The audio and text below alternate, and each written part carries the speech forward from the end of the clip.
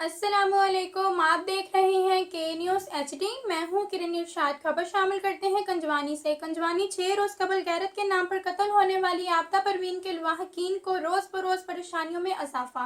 मजीद इस हवाले से रिपोर्ट कर रहे हैं हमारे नुमाइंदा खसूसी अली हसन साबरी। जी साबरी साहब। इस वक्त मैं मौजूद हूँ मौजागढ़ फतेह शाह के गांव जल्ली फतेहाना में।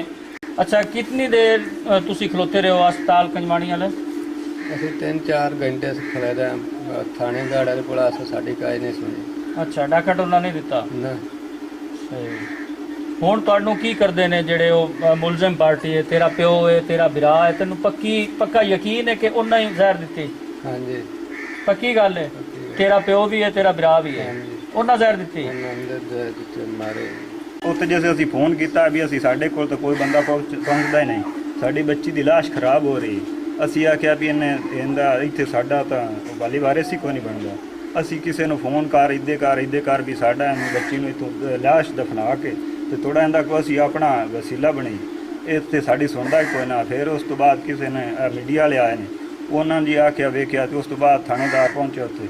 ਉਸ ਆਖਿਆ ਵੀ ਇਸ ਤਾਂ ਉੱਥੇ ਆਪਣੇ ਮੈਂ ਤਹਿਕੀਕ ਕੀਤੀ, ਇਸ ਖੁਦਕਸ਼ੀ ਕੀਤੀ। ਅਸੀਂ ਆਖਿਆ ਵੀ ਤੂੰ ਆਪਣੇ ਕੁਆਟਰ ਤੋਂ ਤੂੰ ਕਿਹੜਾ ਜਾ ਕੇ ਉੱਥੇ ਵੇਖਿਆ ਵੀ ਤੂੰ ਖੁਦਕਸ਼ੀ ਕਿਉਂ ਕਰਦੇ ਆ? ਉਹ ਤੂੰ ਸੁਣਿਆ ਹੀ ਨਾ। ਅਸੀਂ ਸਾਰਿਆਂ ਤੋਂ ਜਦੋਂ ਸਾਨੂੰ ਪਤਾ ਲੱਗਿਆ ਜਾ ਕੇ ਦੁਬਾਰਾ ਤਹਿਕੀਕ ਕਰ ਲਓ ਕਿ ਹਰ ਬੰਦੇ ਨੂੰ ਪਤਾ ਹੈ ਉਹਦੇ ਹੱਥੀ ਵੱਖੀ ਪੈ ਨੇ ਪਹਿਲੇ ਮਾਰਿਆ ਕੁੱਟਿਆ ਨੇ, ਉਸ ਤੋਂ ਬਾਅਦ ਉਹਨੂੰ ਜ਼ਹਿਰ ਦਿੱਤੀ ਗਈ, ਉਸ ਦੇ ਨਾਲ ਮੌਤ ਵਾਕੀ ਹੋਈ। ਇਹ ਆਖਦੇ ਨੇ ਇਹਨੇ ਖੁਦਕਸ਼ੀ ਕੀਤੀ। ਅੱਛਾ ਬਾਬਾ ਜੀ, ਤੁਸੀਂ ਵਾਲਿਦ ਹੋ ਬੱਚੀ ਦੇ, ਕੀ ਚਾਹੁੰਦੇ ਹੋ ਤੁਸੀਂ?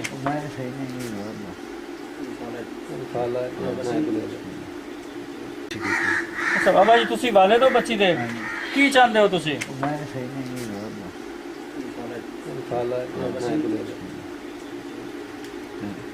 जी नाजरीन, सुना आपने थाना गार्ड वालों के कारनामे कि अभी जाए वकूआ पे भी नहीं पहुंचे, बच्ची को भी नहीं देखा, मेडिकल भी नहीं हुआ। उन्होंने अपने से जो आर्डर सादर फरमाया वो ये था कि बच्ची ने खुदकुशी की है, हालांकि बच्ची को जहर देकर मारा गया था वहाँ पे।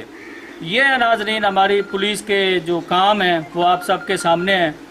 उसके साथ साथ नाजरीन, ये एक बच्चा है जो आबदा परवीन कत्ल हुई थी, 3 साल इसकी उम्र है। इसके दिल में सुराख है, ये गरीब बंदे हैं, ये इलाज मुआवजा इसका नहीं करवा सकते। अगर कोई मुखय्यर बंदा अल्लाह ताला ने जिसको दिया हुआ है, अगर वो चाहे इसका इलाज करवाना, इसका ऑपरेशन करवाना, तो वो भी इस कार खैर में हिस्सा ले सकते हैं। ये सदका जारिया है। ये बड़ा होकर अगर नमाज पढ़ेगा, अल्लाह अल्लाह करेगा, अल्लाह और उसके रसूल का जिक्र करेगा, तो यकीनन जो बंदा इसका इलाज करवाएगा उसको भी इसका सवाब मिलेगा। अली हसन साबरी, नुमाइंदा के न्यूज़, गढ़ फतेह शाह। एक मासूम बच्चा है, उसका 3 साल, जिसे दिल का सुराख है। उसके इलाज मुआवजे के लिए सारी रात वो बेचारे तगोदो करते रहे कि सुबह डॉक्टर से उन्होंने टाइम लिया हुआ था, डॉक्टर के पास उन्होंने बच्चे के चेकअप के लिए जाना था। तो जानते हैं कि ये क्या माजरा है। पुलिस मौक़िफ़ इख्तियार कर रही थी कि जी बच्ची ने खुदकुशी की है, उसने खुद जहर ली है। उसके खाविंद से पूछते हैं कि असल माजरा क्या था। जी, बच्ची ने देखा मेरी ने क्या स्कूटर लाया। मैं गया स्कूटर उन्हें पितरे ने फोन किया, स्कूटर ला के आ गया। वो स्कूटर दवाई लाने जाओ वैसे तो वो अबू ने लड़ाई कर दी भाई पितरे ने क्यों इतने आया।